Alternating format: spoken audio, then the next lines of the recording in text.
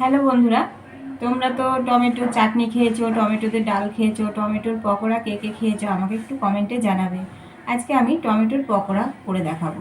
এর জন্য আমি টমেটোগুলোকে কেটে নিয়েছি, কেটে দানাটা ফেলে ভাজা মশলা আর গোলমরিচ গুঁড়ো দিয়ে 10 মিনিট মেখে রেখে দিয়েছি।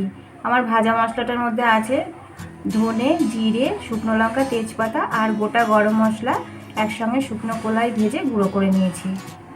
এবারে আমি একটা ব্যাটার তৈরি করে নেব। ব্যাটারটা তৈরি করতে লাগলো আমার চালের গুঁড়ো, সামান্য ময়দা দেব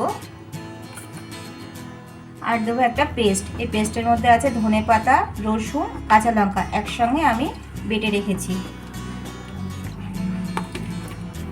দেবো স্বাদ মতো লবণ, দেবো হলুদ গুঁড়ো, দিচ্ছি চিলি ফ্লেক্স, দেবো 1 চিমটি খাবার সোডা আর দেবো 1 চিমটি চিনি দিয়ে এবার আমি মিশ্রণটাকে ভালো করে ব্যাটার তৈরি করে নেব।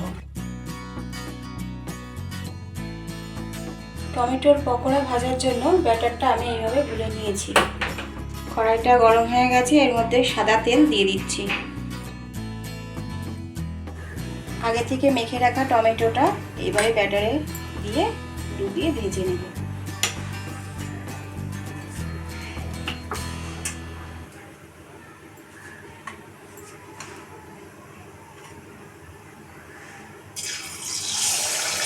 এইভাবে লাল লাল করে ভেজে নিলেই রেডি আমার টমেটোর পকোড়া।